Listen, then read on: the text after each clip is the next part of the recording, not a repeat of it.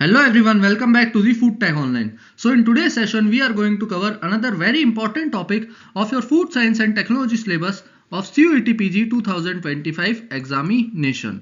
तो आज के सेशन में हम कवर करने जा रहे हैं रेफ्रिजरेशन और फ्रीजिंग को डिटेल के अंदर। So what are the topics we are going to discuss. First of all we start with what is refrigeration, then what is the major difference between refrigeration and freezing, then we will move towards the different important terminologies related to refrigeration, such as what is ton of refrigeration, what is COP. Then we will see refrigeration system in detail. Then we will move towards the different type of refrigerants used in the food industry. After all of these, we will see application of refrigeration and freezing in the food industry. So all of these topic we are going to discuss in detail in today's session. So let's start today's session. Now first of all we will start with the introduction to refrigeration, यानी refrigeration होता क्या है। So as per definition, refrigeration is a process of lowering the temperature of a substance less than that of its surrounding। यानी अगर हम किसी भी substance का temperature या तो उसके surrounding से, और दूसरा हम यहाँ पे लिख सकते हैं तो उसके खुद के initial temperature से अगर कम कर देते हैं तो इस process को हम कहते हैं refrigeration। Suppose that हमारे पास एक food product था जिसका initial temperature 30 डिग्री सेल्सियस था, ठीक है, या फिर उसके surrounding का temperature उस फूड प्रोडक्ट के इक्वल था 30 डिग्री सेल्सियस था। अब अगर मैं किसी भी मेथड के माध्यम से उस फूड प्रोडक्ट का टेम्परेचर 30 से 25 degree Celsius, 20 degree Celsius, even 0 degree Celsius भी कर देता हूं तो इस कंप्लीट प्रोसेस को मैं कहूंगा रेफ्रिजरेशन। ठीक है, अब यहीं पे हम डेफिनेशन के माध्यम से रेफ्रिजरेशन और फ्रीजिंग में डिफरेंस भी समझ लेते हैं।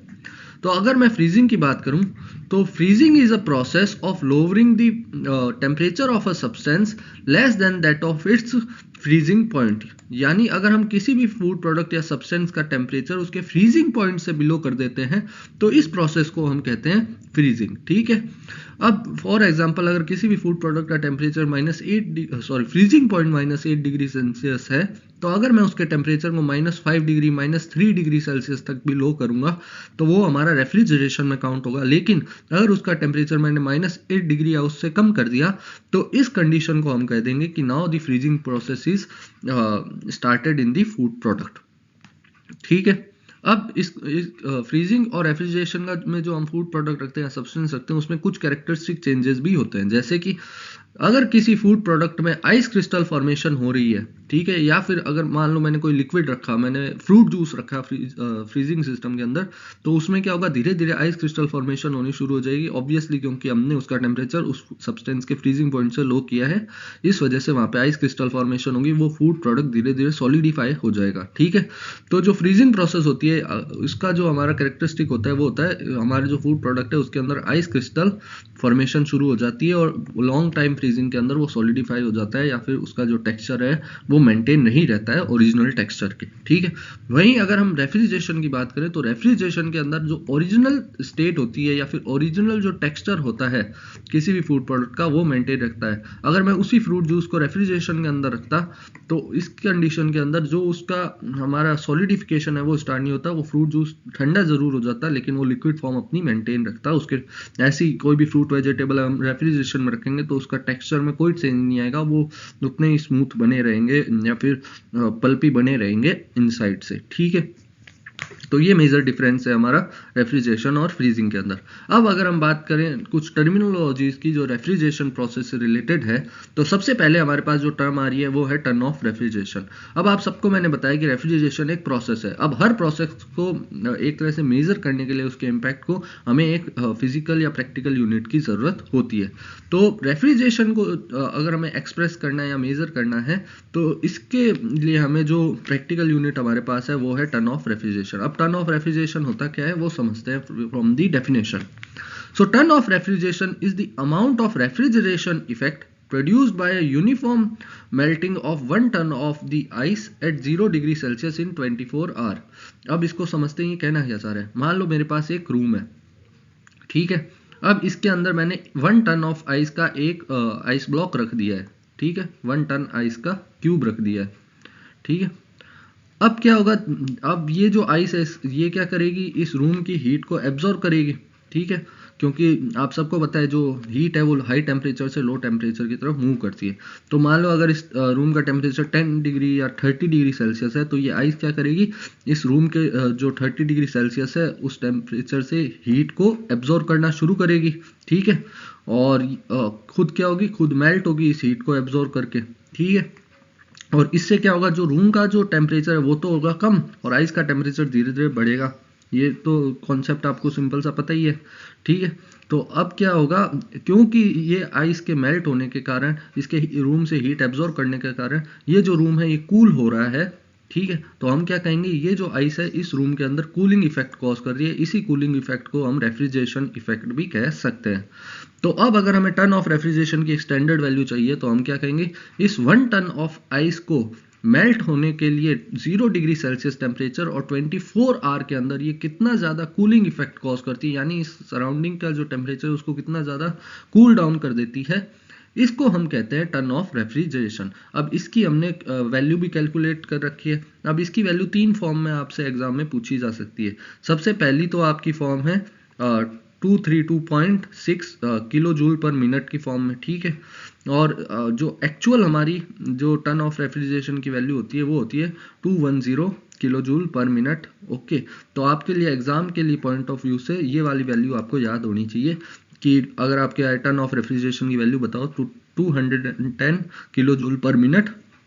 और दूसरी जो इसकी फॉर्म है, अगर हम इस किलो जूल पर मिनट को किलो जूल पर सेकंड में कन्वर्ट करेंगे तो 3.5 किलो जूल पर सेकंड भी कई बार एग्जाम में पूछा जाता है। और कई बार आपको कंफ्यूज करने के लिए इसको 3.5 किलो वॉट पर किलो वॉट भी लिख दिया जाता है। अब किलो वॉट क्यों लिखा जा रहा है, आप सबको पता है जूल पर सेकंड को हम वॉट की फॉर्म में लिख सकते हैं। ठीक है, तो इसने क्या किया, 3.5 किलो जूल पर सेकंड को किलो वॉट लिख दिया है। तो आपको ध्यान रखना है कि अगर मिनट में पूछे तो 210 किलो जूल पर मिनट आपकी वैल्यू होती है 1 टन ऑफ रेफ्रिजरेशन की। और वहीं अगर हम बात करें वॉट के अंदर तो 3.5 किलो वॉट या फिर किलो जूल पर सेकंड आपकी वैल्यू होती है 1 टन ऑफ रेफ्रिजरेशन की। अब इसी के ऊपर जितने भी रेफ्रिजरेशन हमारे इक्विपमेंट्स है वो बनाए जाते हैं। जैसा कि आपने एसी के बारे में देखा होगा, आप जब कोई भी एसी लाते हो तो उधर उसकी वैल्यू होती है 1 टन का एसी है, 1.5 टन का एसी है, 3 टन का एसी है। अब इसका मतलब ये थोड़ी है 1000 kg का एसी है, 3000 kg का एसी है। उधर टन का मतलब होता है टन ऑफ रेफ्रिजरेशन से, यानी अगर आपका 1 टन का एसी है तो आपका 1 TR कूलिंग इफेक्ट कॉज करेगा या 1 TR का रेफ्रिजरेशन इफेक्ट कॉज करेगा 25 आवर के अंदर। ठीक है, 3 टन का है तो 3 TR का जो रेफ्रिजरेशन इफेक्ट है वो कॉज करेगा आपके पर्टिकुलर स्पेस के अंदर। ठीक है, तो इसी के हिसाब से जितने भी हमारे रेफ्रिजरेशन इक्विपमेंट होते हैं उनकी हमें एक तरह से वैल्यू देखने को मिलती है रेफ्रिजरेशन की। Now, after the ton of refrigeration, the next important terminologies which mostly used in the refrigeration context is the COP, यानी coefficient of performance. So, what is coefficient of performance? Coefficient of performance is the ratio of heat extracted to the work done on the refrigeration. ठीक है, अब इसको समझते हैं होता क्या है। अब आप सबको पता है कि सेकेंड लॉ ऑफ थर्मोडाइनमिक्स कहता है कि अगर हमें किसी लो टेम्परेचर बॉडी से, ठीक है, या लो टेम्परेचर सिस्टम से हाई टेम्परेचर सिस्टम में हीट को ट्रांसफर करना है, यानी हीट का जो नेचुरल फ्लो होता है, साइमल्टेनियस फ्लो होता है, उसके अपोजिट में इसका हीट ट्रांसफर करना है लो टेम्परेचर बॉडी या लो टेम्परेचर सिस्टम से हाई टेम्परेचर सिस्टम में, तो हमें एक एक्सटर्नल वर्क डन करना पड़ेगा। ठीक है, बाहर से हमें वर्क डन करना पड़ेगा। और अभी मैंने आपको बताया रेफ्रिजरेशन में क्या होता है कि जो हमारे सराउंडिंग की हीट है उसको हमारा एक्सट्रैक्ट कर दिया जाता है, बाहर निकाल दिया जाता है हमारे सिस्टम से, ताकि हमारा जो सिस्टम है उसका टेम्परेचर सराउंडिंग के टेम्परेचर से लो कर दिया जाए, सब्सटेंस का टेम्परेचर सराउंडिंग के टेम्परेचर से कम हो। ठीक है, तो इस कंडीशन को अपनाने के लिए हमें क्या करना पड़ेगा, जो हमारा रेफ्रिजरेशन सिस्टम था उससे हीट को बाहर निकालना पड़ेगा, यानी लो टेम्परेचर से हाई टेम्परेचर को हीट ट्रांसफर करनी पड़ेगी। तो इस कंडीशन में हमें एक्सटर्नल वर्क डन करना पड़ेगा। अभी जब हम रेफ्रिजरेशन के जो अलग अलग हमारे पार्ट्स होते हैं सिस्टम के, उनको डिटेल में समझेंगे तो वहाँ पे एक वर्ड आएगा कंप्रेसर। अब ये जो कंप्रेसर होता है ना, रेफ्रिजरेशन इक्विपमेंट में जो पार्ट होता है, ये हमारा ये एक्सटर्नल वर्क डन परफॉर्म करता है। यानी ये क्या करता है, ये बाहर से वर्क डन करता है ताकि जो रेफ्रिजरेशन का जो कूल टेम्परेचर है सराउंडिंग के मुकाबले रेफ्रिजरेशन सिस्टम का वो मेंटेन रहे। ठीक है, तो ये जो कंप्रेसर का वर्क डन है ये कितना ज़्यादा वर्क डन कर रहा है। ठीक है, और उसके बाद में अमाउंट ऑफ हीट हमारे जो सिस्टम से कितनी ज़्यादा एक्सट्रैक्ट हो रही है, यानी एक तरह से हमारा सिस्टम कितना ज़्यादा कूल डाउन हो रहा है। ठीक है, जैसा यहाँ पे लिखा हुआ है हीट एक्सट्रैक्टेड, इसको मैं क्यू से डिनोट कर रहा हूँ। तो इन दोनों के जो रेशियो है इसको हम सीओपी कह सकते हैं। सीओपी एक तरह से एफिशिएंसी है कि कितने अगर हम बहुत कम वर्क डन करके बहुत ज़्यादा हीट अगर एक्सट्रैक्ट कर पा रहे हैं तो हमारा उतना ही ज़्यादा रेफ्रिजरेटर जो सिस्टम है वो एफिशिएंट है, उतनी ज़्यादा वो हमें बेनिफिट दे रहा है। क्योंकि वर्क डन हम कैसे करेंगे, कंप्रेसर भी वर्क डन का जो एनर्जी यूज़ करेगा तो एनर्जी कहाँ से लेगा, वो एनर्जी बाहर से इलेक्ट्रिसिटी की फॉर्म में लेगा। ठीक है, इसी तरीके से हमारा जो इलेक्ट्रिसिटी का बिल है वो आपके रेफ्रिजरेशन इक्विपमेंट में आता है। जितना ज़्यादा इलेक्ट्रिसिटी हमारा कंप्रेसर यूज़ करेगा उतना ही ज़्यादा आपका बिल आएगा, उतना ही ज़्यादा आपकी कॉस्ट होगी हमारे रेफ्रिजरेशन को सिस्टम को वर्क कराने की। इसीलिए हम ट्राई करते हैं कि मिनिमम वर्क डन के अंदर हमारा मैक्सिमम जो हीट है वो सिस्टम से एक्सट्रैक्ट करी जा सके। तो इन दोनों के रेशियो को हम कहते हैं सीओपी। अब ये जो है ना वैल्यू, ये जो फॉर्मूला है Q अपॉन W, ये हमारा कहलाता है थियोरिटिकल सीओपी का फॉर्मूला। सीओपी अभी हमारी 3 तरह की होती है, वो हम आगे समझते हैं। तो ये ध्यान रखिएगा, ये होता है थियोरिटिकल सीओपी का फॉर्मूला। अब हम आगे बात करें तो जो हमारी सीओपी होती है इसकी वैल्यू कभी भी ग्रेटर देन 1 नहीं हो सकती। अब क्यों नहीं हो सकती, अब ऐसा तो है नहीं कि है ना जितना ज़्यादा वर्क डन हमने किया उतनी उससे ज़्यादा हमारी हीट जो रिलीज हो जाएगी। ठीक है, क्योंकि मैंने कहा एक्सटर्नल वर्क डन होगा तभी हमारी हीट रिलीज हो पाएगी। ठीक है, और दूसरा ये भी ज़रूरी नहीं है कि जो भी हम वर्क डन कर रहे हैं वो पूरा का पूरा हमारा हीट एक्सट्रैक्शन में काम आ जाए। थोड़ा वर्क डन जो हम कर रहे हैं या जो एनर्जी दे रहे हैं वो डिसिपिएट भी होगी, उसके लॉसेस भी होंगे। इसीलिए हमारी जो सीओपी होती है उसकी वैल्यू कभी भी ग्रेटर देन 1 नहीं हो सकती। हमेशा जितना हमें वर्क डन ज़्यादा ही करना पड़ेगा और जो हीट एक्सट्रैक्शन की वैल्यू होगी वो थोड़ी कम ही होगी। मैक्सिमम ये 1 हो सकती है कि जितना वर्क डन किया उतनी हमारी एनर्जी यूटिलाइज होगी और हमें आउटपुट में पूरा एक्सट्रैक्शन मिल गया, लेकिन ये होता नहीं है। जैसा कि हमने अभी देखा कि ऐसा कभी ज़रूरी नहीं होता कि जो हम इनपुट एनर्जी किसी भी सिस्टम को दें वो कंप्लीटली उसके आउटपुट में हमें देखने को मिल जाए। ऐसे ही रेफ्रिजरेशन सिस्टम में भी जो वर्क डन होता है उसका कुछ ना कुछ हमें हीट लॉसेज के फॉर्म में या फिर अदर वाइब्रेशन लॉसेज के फॉर्म में देखने को मिलता है, और वो वर्क डन कंप्लीटली हमारा हीट एक्सट्रैक्शन के काम नहीं आ पाता है। तो इन लॉसेस को कंसीडर करते हुए जो हम किसी भी रेफ्रिजरेशन सिस्टम की सीओपी निकालते हैं उसे हम कहते हैं एक्चुअल सीओपी। ठीक है, जैसे कि हमने एक सीओपी तो निकाली एक आइडियल कंडीशन के अंदर जिसे हमने कह दिया थ्योरेटिकल सीओपी, लेकिन जब हमने उसी रेफ्रिजरेशन सिस्टम को प्रैक्टिकली इंप्लीमेंट किया अपने घर के अंदर या फिर इंडस्ट्री के अंदर तो हमें देखने को मिला कि जितना वर्क डन कर रहे थे उसके जो हमारी आइडियल सीओपी आई थी उसके मुकाबले कुछ ज़्यादा हीट लॉसेज हुए हैं। ठीक है, और वो पूरा का पूरा वर्क डन हमारा कन्वर्ट नहीं हो पा रहा है हीट एक्सट्रैक्शन के एनर्जी के फॉर्म में या फिर हीट एक्सट्रैक्शन में काम नहीं आ पा रहा है। तो इन लॉसेस को कंसीडर करते हुए जो हमने सीओपी निकाली वो एक्चुअल सीओपी थी। अब ये जो डिफरेंस है कि प्रैक्टिकल कंडीशन में कितनी सीओपी आ रही है और आइडियल कंडीशन में कितनी सीओपी आ रही है, ये निकालने के लिए हम लेते हैं ratio of the actual COP and theoretical COP, और इस रेशियो को हम कहते हैं रिलेटिव सीओपी। तो यहाँ से आपकी एक्चुअल सीओपी क्लियर होगी, थ्योरेटिकल सीओपी भी क्लियर हो गई और लास्ट में रिलेटिव सीओपी भी क्लियर हो गई कि जो हमारा एक्चुअल सीओपी यानी हीट लॉसेस को कंसीडर करते हुए जो हमने सीओपी निकाला है और जो हमारा थ्योरेटिकल सीओपी था जो आइडियल कंडीशन को कंसीडर करते हुए हमने सीओपी निकाला था from formula Q upon W, तो इन दोनों के रेशियो को हमने कह दिया रिलेटिव सीओपी। अब जो थर्मोडायनेमिक सिस्टम की जो एफिशिएंसी होती है किसी भी रेफ्रिजरेशन सिस्टम की, वो किस टेम्परेचर पे वो ऑपरेट कर रहा है उस पर बहुत ज़्यादा डिपेंड करती है। अब हम कैसे डिपेंड करती है ये आगे समझते हैं। ठीक है, उसी के साथ में जो भी हमारे रेफ्रिजरेशन सिस्टम का जो प्रैक्टिकल डिज़ाइन होता है, साइज़ होता है, इनिशियल और ऑपरेटिंग कॉस्ट होता है, सेफ्टी, रिलायबिलिटी, ये सब जो चीज़ें होती है ये उसके अंदर जो रेफ्रिजरेंट इस्तेमाल हो रहा है उस पर भी डिपेंड करती है। ठीक है, अब रेफ्रिजरेंट क्या होता है, ठीक है, रेफ्रिजरेंट के ऊपर ये सारी चीज़ें कैसे डिपेंड करती हैं ये हम अब आगे आने वाली स्लाइड्स में समझेंगे।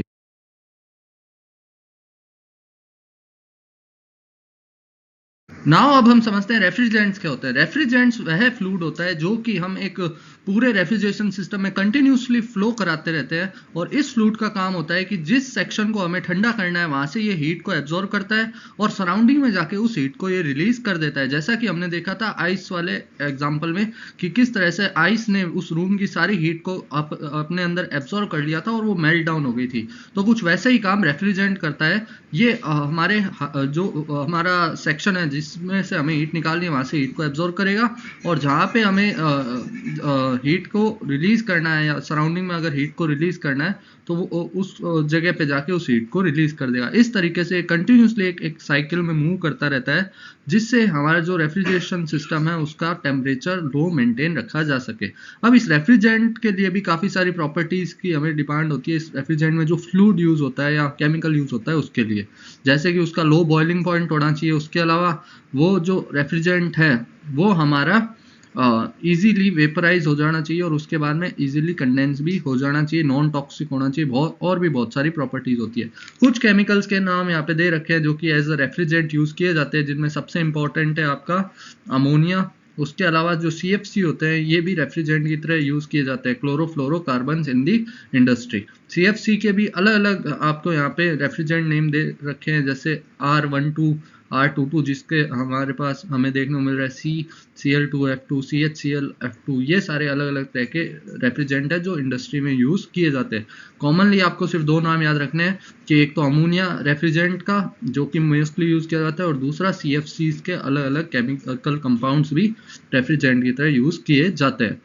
अब रेफ्रिजरेंट के बाद हम बात करते हैं वेपर कंप्रेशन सिस्टम की, या फिर जिसे हम रेफ्रिजरेशन सिस्टम भी कह सकते हैं। ये जो सिस्टम है इसके अंदर हम कंटिन्यूसली एक फ्लूइड रेफ्रिजरेंट को फ्लो करते हैं, जो कि मैंने आपको बताया, और वही हीट ट्रांसफर का मेन वर्क परफॉर्म करता है। यानी जहाँ पे हमें कूलिंग इफेक्ट या रेफ्रिजरेशन इफेक्ट कॉज करना है वहाँ से हीट को एब्जॉर्ब करता है और सराउंडिंग में जाके उस हीट को रिलीज कर लेता है ताकि लो टेम्परेचर मेंटेन रहे। ठीक है, अब इसी वेपर कंप्रेशन सिस्टम के मेजर 4 कंपोनेंट होते हैं, या फिर हम सिंपली कह सकते हैं किसी भी डोमेस्टिक या इंडस्ट्रियल रेफ्रिजरेटर सिस्टम के 4 मेजर कंपोनेंट होते हैं। पहला है कंप्रेसर, दूसरा है कंडेंसर, तीसरा है एक्सपेंशन वॉल, और चौथा है इवेपोरेटर। अब ये चारों आपस में किस तरह से लिंक होते हैं और किस तरह से रेफ्रिजरेशन सिस्टम में रेफ्रिजरेंट का फ्लो होता है वो हम आगे। अब यहाँ पे आपको वेपर कंप्रेशन सिस्टम के चारों कंपोनेंट सीक्वेंस में देखने को मिल रहे होंगे, और अब हम समझते हैं कि किस तरीके से हमारा जो फूड का कूलिंग प्रोसेस है या रेफ्रिजरेशन प्रोसेस है वो कंडक्ट होता है इस पूरे सिस्टम के अंदर, और किस तरीके से रेफ्रिजरेंट फ्लो करता है। तो यहाँ पे अगर चारों कंपोनेंट की बात करूँ तो आपको इवेपोरेटर देखने को मिल रहा है, उसके बाद में आपको कंप्रेसर देखने को मिल रहा है, कंडेंसर देखने को मिल रहा है, और एक्सपेंशन वाल्व देखने को मिल रहा है। यहाँ पे रिसीवर है, कुछ डायग्राम में रिसीवर भी दिखाया जाता है, लेकिन ये बेसिक कंपोनेंट्स में नहीं आता, इसको हम एडिशनल कंपोनेंट कह सकते हैं। ठीक है, बेसिक कंपोनेंट ये 4 ही होते हैं। अब ये जो वेपर कंप्रेशन सिस्टम है वर्क कैसे करता है वो समझते हैं। तो ये जो इवेपोरेटर होता है ये हमारा फ्रिज का या रेफ्रिजरेटर का जो इनर पार्ट होता है उसको हम समझ सकते हैं, जहाँ पे हम कोई भी फूड प्रोडक्ट या कोई भी हमारा सब्सटेंस रखते हैं कूल डाउन करने के लिए। ठीक है, तो इस इवेपोरेटर में आप ये जो रेड कलर का फ्लूइड देख रहे हो इस पूरे सिस्टम में फ्लो होता हुआ वो है रेफ्रिजरेंट। तो इस इवेपोरेटर के अंदर ये जो रेफ्रिजरेंट है ये हमारा लिक्विड फॉर्म में और कूल फॉर्म में सबसे पहले फ्लो किया जाता है, जहाँ पे ये इस फूड प्रोडक्ट से हीट को एब्जॉर्ब करता है और वेपराइज हो जाता है। क्योंकि मैंने बताया कि इनका बॉइलिंग पॉइंट बहुत कम होता है जो रेफ्रिजरेंट्स यूज़ किए जाते हैं, तो ये इजीली क्या है लिक्विड फॉर्म से वेपर फॉर्म में कन्वर्ट हो जाते हैं। उसके बाद ये जो हमारा फ्लूइड है जो वेपराइज फ्लूइड है, यहाँ पे आप जो रेड कलर में एकदम फ्लूइड टाइप देख रहे हैं ये तो लिक्विड रेफ्रिजरेंट है, और ये जो आपको डॉटेड पाइप दिखाया जा रहा है इसको ये वेपर फॉर्म ऑफ रेफ्रिजरेंट से डिनोट कर रहे हैं। यानी ये जो डॉटेड आपको शेडेड पार्ट दिख रहा है ये हमारा वेपराइज्ड रेफ्रिजरेंट है। तो यहाँ से आप देख सकते हैं कि ये जो रेफ्रिजरेंट आ रहा था इवेपोरेटर में है, वहाँ पे इसने हीट एब्जॉर्ब की और ये वेपराइज हो गया। अब ये जो वेपराइज्ड रेफ्रिजरेंट है ये जाता है कंप्रेसर में। अब कंप्रेसर क्या करता है, कंप्रेसर इस रेफ्रिजरेंट का जो वेपराइज रेफ्रिजरेंट है इसका जो प्रेशर है वो बहुत ज़्यादा बढ़ा देता है। तो इधर हमारे पास क्या आ गया, हाई प्रेशर रेफ्रिजरेंट या हाई प्रेशर वेपराइज्ड रेफ्रिजरेंट। अब ये प्रेशर बढ़ाया क्यों गया, इसका एक मेजर रीज़न ये होता है कि आप सबको पता है अगर हमारे किसी भी रेफ्रिजरेंट का या किसी भी लिक्विड या फ्लूइड का अगर हम हाई प्रेशर कर देते हैं, प्रेशर बहुत ज़्यादा बढ़ा देते हैं, तो उसकी जो लेटेंट हीट होती है वो बहुत ज़्यादा कम हो जाती है। तो इसकी वजह से ये जो हमारा वेपराइज्ड रेफ्रिजरेंट था ये बहुत कम टाइम में और बहुत जल्दी क्या है हीट को रिलीज़ करेगा कंडेंसर में जाने के बाद, और ईजिली ये लिक्विड फॉर्म में दोबारा कन्वर्ट हो जाएगा, और हीट लॉसेस जो होंगे वो हमारे बहुत कम देखने को मिलेंगे कंडेंसर के अंदर। ठीक है, और जो कंडेंसर के जो टाइम कंजप्शन है वो भी बहुत ज़्यादा कम हो जाएगा to reduce the temperature of the refrigerant और converting it from vapour to the liquid form. Okay, तो फिर ये क्या होता है, कंप्रेसर से हमारा रेफ्रिजरेंट हाई प्रेशराइज्ड होके इसमें जाता है कंडेंसर में, जहाँ पे ये वाटर या फिर एयर के अंदर अपनी हीट को रिलीज कर देता है, सराउंडिंग के अंदर अपनी हीट को रिलीज कर देता है। और आप देख सकते हैं जैसे जैसे ये जो वेपराइज्ड रेफ्रिजरेंट है ये हीट को रिलीज करता जा रहा है, वैसे वैसे ये वापस लिक्विड फॉर्म में कन्वर्ट होता जा रहा है। उसके बाद ये जो हमारा रेफ्रिजरेंट है ये जाता है रिसीवर में। हालांकि ये डायरेक्टली हम एक्सपेंशन वॉल में भी भेज सकते हैं, लेकिन कुछ जो रेफ्रिजरेशन सिस्टम होते हैं उनमें रिसीवर में इसे स्टोर किया जाता है। क्यों स्टोर किया जाता है इस हाई प्रेशराइज रेफ्रिजरेंट को? क्योंकि कई बार ऐसा होता है कि अगर हमारे पास में एक्सेस क्वांटिटी ऑफ रेफ्रिजरेंट हमारे सिस्टम में हमें रखना है, ठीक है, ताकि आगे कभी ज़रूरत पड़े तो उस एक्सेस क्वांटिटी ऑफ रेफ्रिजरेंट का इस्तेमाल हो जाए, या फिर हमारा अगर फ्रिज बंद हो गया है या डीफोर्स कंडीशन में है, तो ये जो रेफ्रिजरेंट है ये इस रिसीवर में स्टोर रहता है। As a storage tank of the refrigerant ये रिसीवर वर्क करता है। उसके बाद इस रिसीवर से ये जो रेफ्रिजरेंट है ये जाता है एक्सपेंशन वॉल्व में। अब एक्सपेंशन वॉल्व क्या करता है, इस हाई प्रेशर जो रेफ्रिजरेंट था, लिक्विड रेफ्रिजरेंट, इसका प्रेशर बहुत ज़्यादा लो कर देता है। अब प्रेशर लो क्यों कर देता है, इसके पीछे भी वही रीज़न है कि अगर लो प्रेशर होगा तो लेटेंट हीट जो होगी हमारे रेफ्रिजरेंट की वो बहुत ज़्यादा बढ़ जाएगी, यानी जब वो इवेपोरेटर में जाएगा तो उसकी हीट को स्टोर करने की कैपेसिटी और हीट को एब्जॉर्ब करने की कैपेसिटी बहुत ज़्यादा बढ़ जाएगी, और इस वजह से वो ज़्यादा से ज़्यादा हीट एक साइकिल के अंदर इवेपोरेटर में जो कंपाउंड है उनसे एब्जॉर्ब करेगा और आगे जाके उसे कंडेंसर के अंदर रिलीज करेगा। ठीक है, तो यहाँ से फिर एक्सपेंशन वॉल से लो प्रेशर जो हमारा होता है रेफ्रिजरेंट वो इवेपोरेटर में जाता है और यहाँ से वापस वो हीट एब्जॉर्ब करके कंप्रेसर से होता हुआ कंडेंसर में हीट रिलीज करता है।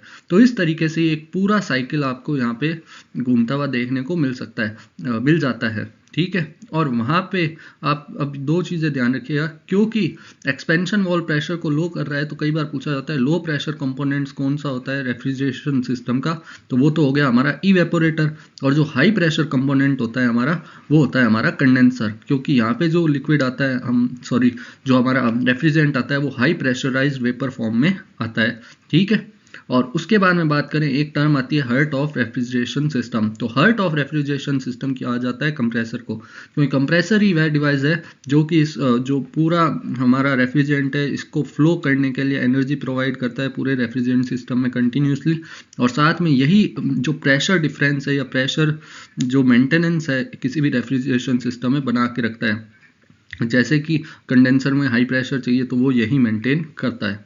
तो ये होते हैं different components of refrigeration system and their working. आपने दोनों ही समझ लिया कि कौन सा कंपोनेंट का क्या रोल होता है। अब यहाँ पे इनको डिटेल में बता रखा है कि जैसे सबसे पहले कंप्रेसर, इसके अंदर हमारा जो रेफ्रिजरेंट होता है वो वेपर स्टेट में आता है एट लो प्रेशर और हाई टेम्परेचर पे। ठीक है, उसके बाद ये जो कंप्रेसर होता है ये उसका प्रेशर बढ़ा देता है, ठीक है, ताकि जो टेम्परेचर हो इसका रेफ्रिजरेंट का वो आगे जाके कंडेंसर में इजीली और बहुत जल्दी रिलीज हो पाए और ये इजीली क्या है वेपर से लिक्विड फॉर्म में बदल पाए। ठीक है, क्योंकि मैंने आपको बताया लेटेंट हीट जो होती है हमारी रेफ्रिजरेंट की वो हाई प्रेशर के ऊपर कम हो जाती है और वो इजीली हमारा लिक्विड फॉर्म में कन्वर्ट हो जाता है सारी हीट को रिलीज करने के बाद, वरना हमें बहुत लंबी कंडेंसर ट्यूब की ज़रूरत पड़ेगी और कंडेंसेशन में बहुत ज़्यादा टाइम लगेगा। ठीक है, अब इसके क्लासिफिकेशन बता रखे, यानी किस तरह के किस टाइप के हमारे कंप्रेसर यूज़ किए जाते हैं। ठीक है, तो सबसे पहला आ गया रेसिप्रोकेटिंग टाइप का कंप्रेसर होता है, उसके अलावा सेंट्रीफ्यूगल हमारा कंप्रेसर होता है और तीसरा रोटेटरी कंप्रेसर होता है। अब इन तीनों के फंक्शनिंग आपको नाम से ही पता लग रहे होंगे।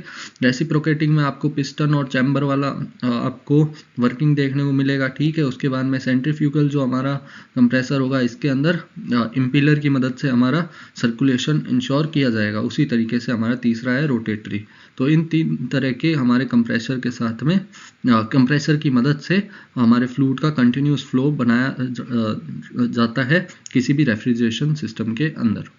नेक्स्ट बात करते हैं कंडेंसर की। नाम से ही पता लग रहा है ये कंडेंसेशन का वर्क परफॉर्म करता है। हमारा जो वेपराइज्ड हमारा रेफ्रिजरेंट होता है जो कि इवेपोरेटर से हीट लेके आ रहा है उसकी हीट को या तो वाटर के अंदर या फिर एयर मीडियम के अंदर रिलीज करके उसे कूल डाउन करता है और वापस उसे हमारे इवेपोरेटर में फ्लो करने के लिए और वहाँ से हीट एब्जॉर्ब करने के लिए प्रिपेयर करता है। ठीक है, अब इसमें आप यहाँ पे लिखा हुआ भी है गैसियस रेफ्रिजरेंट आता है जो कि कंडेंस हो जाता है लिक्विड के अंदर इन दी कंडेंसर। उसके बाद में अगर क्लासिफिकेशन की बात करें तो यानी कि कितने टाइप के हमारे कंडेंसर हमें देखने को मिलते हैं इंडस्ट्री के अंदर, तो सबसे पहला है वाटर कूल्ड, यानी वाटर की मदद से हम उससे हीट को एक्सट्रैक्ट कर रहे हो हमारे रेफ्रिजरेंट से। दूसरा एयर कूल्ड यानी रेफ्रिजरेंट अपनी हीट एयर मीडियम के अंदर रिलीज कर रहा है। और तीसरा है इवेपोरेटिव, ठीक है। तो वाटर कूल्ड के अंदर भी अलग अलग टाइप्स है, जैसे डबल पाइप यानी एक पाइप में वाटर मूव हो रहा होगा, उसके काउंटर में दूसरा पाइप होगा जिसके अंदर रेफ्रिजरेंट फ्लो हो रहा होगा और दोनों एक दूसरे से हीट एक्सचेंज कर रहे होंगे। शेल एंड ट्यूब टाइप यानी एक बड़ा सारा शेल होगा जिसके अंदर वाटर फिल होगा, इसके अंदर ट्यूब्स का अरेंजमेंट होगा जिनके अंदर हमारा रेफ्रिजरेंट मूव हो रहा होगा। उसके बाद shell and coil type, simply shell होगा, उसके अंदर कॉइल्स होगी और इन कॉइल्स के अंदर हमारा रेफ्रिजरेंट मूव हो रहा होगा। देन एयर कूल्ड में ट्यूब एंड फिन की मदद से हम कर सकते हैं, ठीक है। कंडेंसेशन प्लेट की मदद से कर सकते हैं। और एक और जो टाइप होगा वो होगा इवेपोरेटिव कंडेंसेशन। तो मेनली आपसे एग्जाम में क्लासिफिकेशन नहीं पूछा जाता, मेनली आपसे पूछा जाता है कि कंडेंसर क्या होता है, इसका वर्किंग क्या होता है किसी भी रेफ्रिजरेशन सिस्टम के अंदर।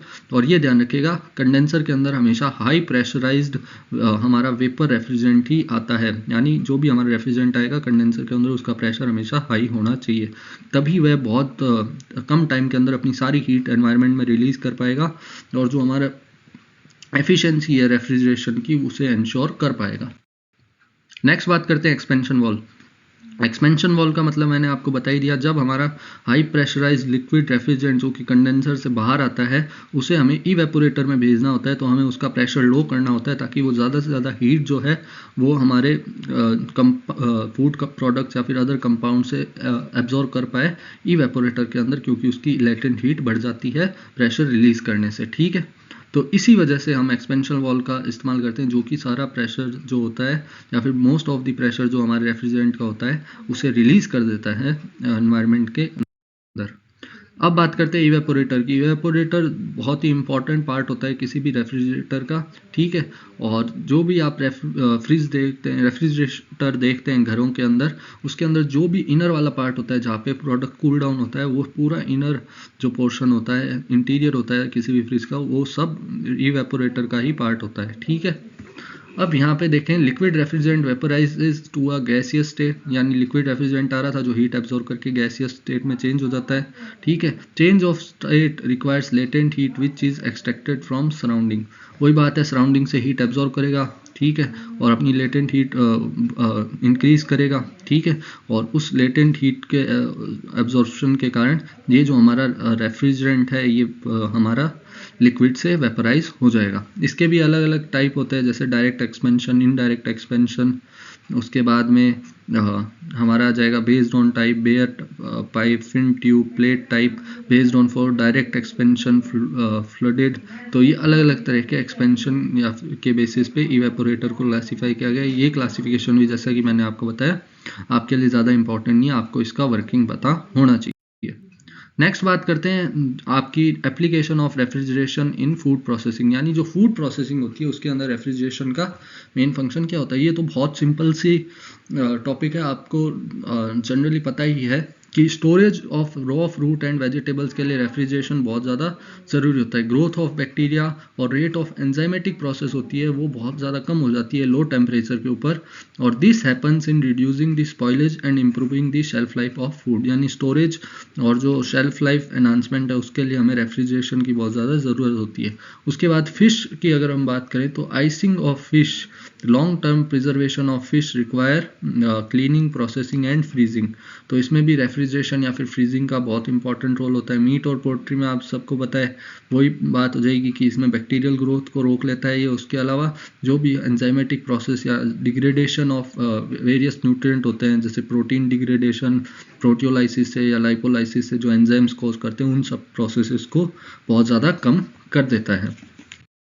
नेक्स्ट बात करें डेयरी प्रोडक्ट्स में, तो good quality of milk maintain रखता है। मिल्क प्रोडक्ट्स की आइसक्रीम मैन्युफैक्चरिंग का बहुत इंपॉर्टेंट पार्ट होता है रेफ्रिजरेशन। उसके अलावा जो बिवरेजेस होते हैं, कोल्ड ड्रिंक्स हो गई, एल्कोहलिक ड्रिंक्स हो गई, इन सबको प्रॉपर मेंटेन करने के लिए इनके प्रोसेसिंग को और उसके बाद इनके स्टोरेज को हमें बहुत ज़्यादा ज़रूरत होती है रेफ्रिजरेशन की। उसके अलावा जो एजिंग प्रोसेस होती है उनमें भी एक प्रॉपर टेम्परेचर मेंटेन करने के लिए हमें रेफ्रिजरेशन की ज़रूरत होती है। Then canning and processing and distribution of frozen food. तो ये मेजर एप्लीकेशन है आपकी रेफ्रिजरेंट की फूड इंडस्ट्री।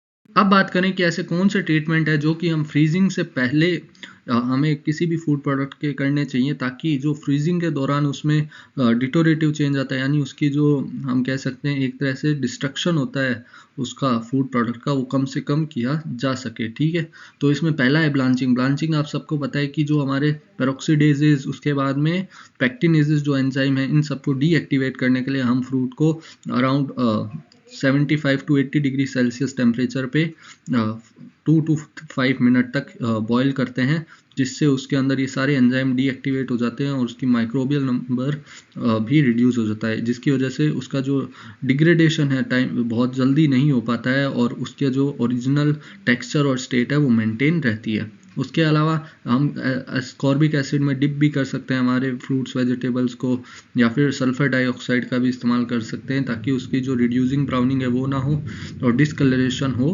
नाउ अगर हम बात करें effect of freezing on enzymes, तो जो एंजाइम्स की ग्रोथ है वो मोस्टली इनएक्टिवेट हो जाती है हमारे फूड प्रोडक्ट्स के अंदर, लेकिन कुछ ऐसे भी फूड प्रोडक्ट होते हैं जिनके अंदर फ्रोजन स्टेट या फिर फ्रीजिंग के अंदर जो एंजाइम और सबस्ट्रेट का कंसंट्रेशन है वो बहुत ज़्यादा बढ़ जाता है, इसलिए high rate of enzymatic activity भी हमें कई बार देखने को मिल जाती है।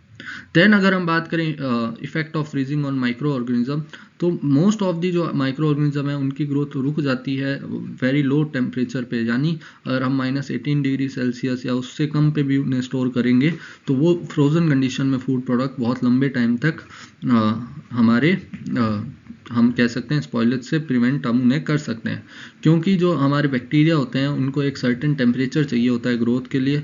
उसके साथ साथ जो वाटर एक्टिविटी होती है, क्योंकि सारा का सारा वाटर हमारा आइस क्रिस्टल फॉर्मेशन में चेंज हो जाता है -18 और उससे बिलो टेम्परेचर के ऊपर, तो उसकी फूड प्रोडक्ट की वाटर एक्टिविटी को भी हम बहुत ज़्यादा रिड्यूस कर देते हैं, जिससे अल्टीमेटली माइक्रोबियल ग्रोथ नहीं हो पाती।